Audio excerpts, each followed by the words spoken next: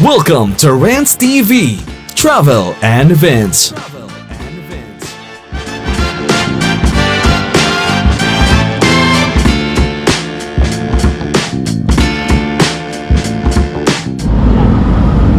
Welcome back to my channel guys. Nandito naman po tayo ngayon sa Binondo Intramuros Bridge. It's Saturday today, October 12, 2024. Titingnan naman po natin kung marami ba mga vendors dito at mga namamasyal. Ayan, tanaw na tanaw ko na nga po, ang dami. As usual, ganun pa rin ang status dito. At obviously hindi pa nga po sila pinagbabawalan na magtambay dito, magtitinda at kung ano man. At kita ko nga mismo, nandito ako sa center railings ng Binondo Intramuros Bridge.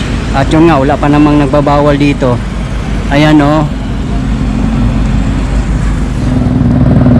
Ayan, sa tapat natin, marami nga nakaupo, nagtatambay, may mga nakamotor, mga vendors.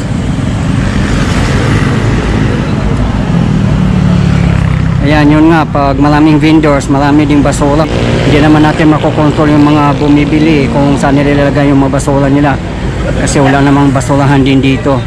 Kasi tulay ito, hindi naman to park. Ayan, nakikita nyo, may mga idol tayo dito nakaupo, mga bikers. Dito sa gitna na railings. Ayan. Dito din sa kabilang side, oh. Marami din mga tambay, mga nakamotor, nagsiselfie and all. Katatapos lang din ng ulan. Halos araw-araw umuulan talaga dito. Yung ramp na to, kung didiretsuhin, ang pagbaba mo ay Juan Luna Street na, papuntang Divisoria, Chinatown at saka Ongpin. Diyan lang pagbaba ng ramp na to. Napakalapit lang, pwedeng lakarin kung galing kayo ng Divisoria. Tutunggukin nyo lang po ang Juan Luna Street. At yan naman na side ay galing Binondo. Kung may sasakyan kayo, ayan, dyan kayo dumaan. Yung direksyon na to ay papunta Intramuros, pagbaba mo ay Soriano Avenue. At maraming ang kainan doon. Kung hanap nyo ay Jollibee, KFC, Greenwich, Chowking. Meron din convenience store doon na Uncle's dyan. At nandoon din mismo ang Manila Cathedral. Napakalapit lang dito mga idol, isang kembot lang. Yan, dito muna tayo magtambay-tambay sa gitna ng bridge. At maganda nga magtambay dito, lalo na ngayon, hindi mainit at malamig ang hangin, parang Paskong-Pasko na talaga.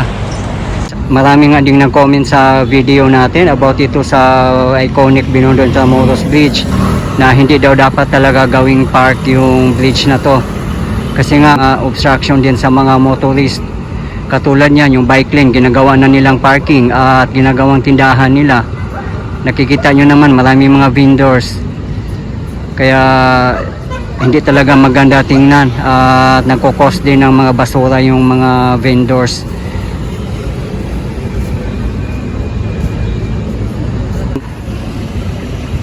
Sa sobrang ganda ng view dito, very instagrammable, kaya ang mga motorist talagang mapapahinto sila at magsiselfie at magpipictorial. At perfect talaga dito magpictorial photoshoot, lalo during sunset. Napakagandang view. At yan naman ang Pasig River Esplanade. Napakaganda, grabe oh. Kaya perfect talaga mamasyal dito. Kung ang ginagawa ng mga tao dito, yan, umaakyat sa center railings ng bridge.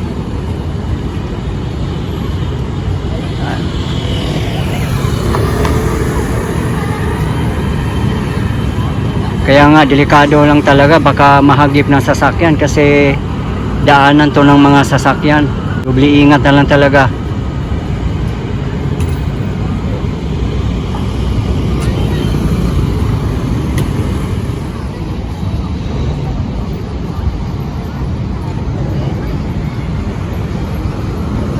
Maganda naman talagang magtambay dito kasi napaka mahangin niya, talagang nakaka-relax siya at napakaganda pa ng view. Kaya yung mga dumadaan dito talagang ma-amaze, lalo na yung mga first timer. At sa mga nakausap rin namin dito, Ilang beses na rin sila paulit-ulit pumunta dito kasi nga hindi raw nakakasawa.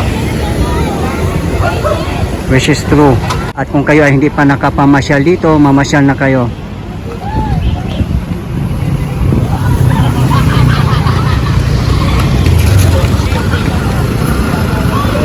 Ayan, katulad ng bata, umakyat din. At delikado nga, yung mga batang nagbabike na ka-counterflow. Napaka-delikado.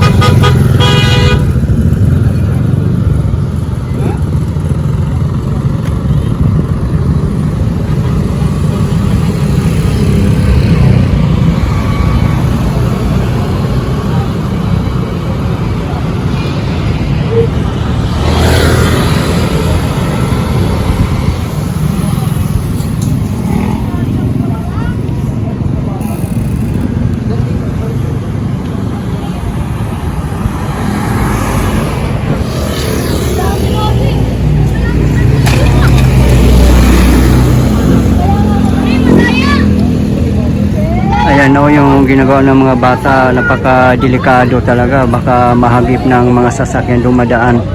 At naka-counterflow din yan sila.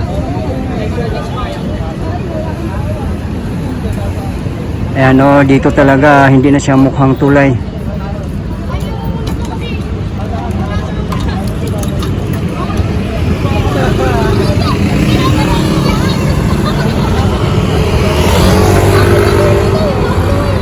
Ayan, may ice cream si kuya din dito. Marami nagtitinda ng mga ice cream dito. Siyempre, yung mga vendors talagang naghahanap buhay naman talaga din sila. Yun nga lang, hindi talaga din proper place na dito sila magtinda, no? At sana nga mapansin ng mga namamahala dito sa bridge na ipagbawal yung pagtitinda. At doon sila ilagay sa proper place para mapanatiling malinis dito kasi napaka-iconic tong bridge na to. One way lang kasi dito. Yan ay papuntang Binondo, Chinatown, Ongpin, Divisoria. Yan, dyan kayo mag-exit. Itong mga bata na nga ito na ka-counterflow yan pa baba. Napaka-delikado. Ayan o, napakalaking sasakyan dumaan. Baka hindi rin mapansin ng mga driver at mahagip. Napaka-delikado. Ayan o, na-counterflow ulit sila pababa.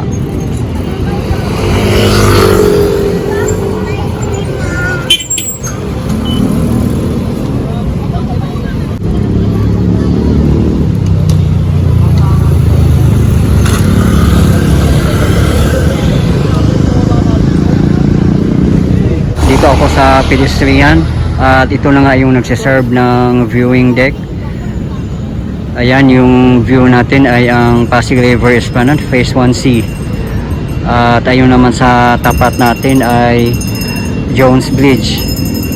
At ito naman na side ay Binondo. Ayan.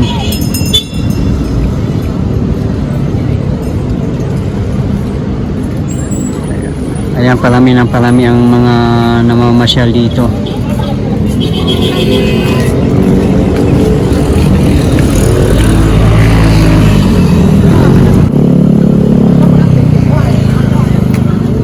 At 6:30 PM na rin kasi kaya parami na ng parami ang mga tao at Saturday pa.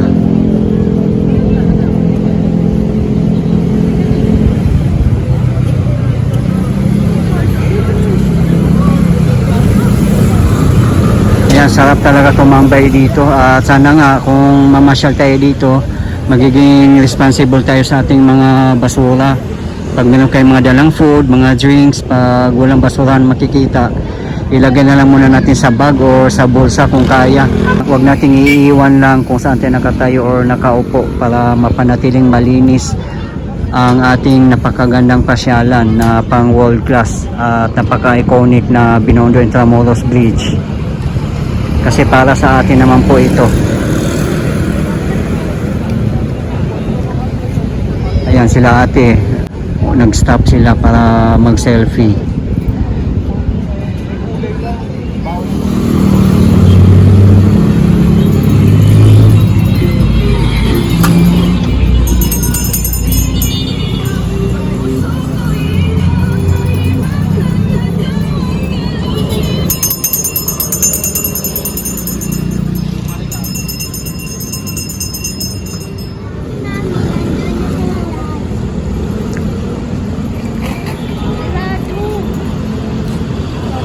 Ang daming mga ilaw na pupundi oh. Halos lahat ng poste ay hindi umiilaw. Kahit sa gitna ng bridge, sira din ang mga ilaw. Kaya medyo madilim.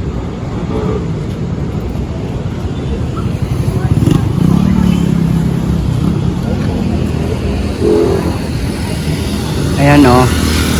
Kahit doon pa baba, hindi rin gumagana yung mga ilaw. Sana maayos na rin yan para mas maliwanag at mas maganda. Ayan, dami mga tao nga dito umaakyat sa temporarily sa bike lane muna sila dumadaan.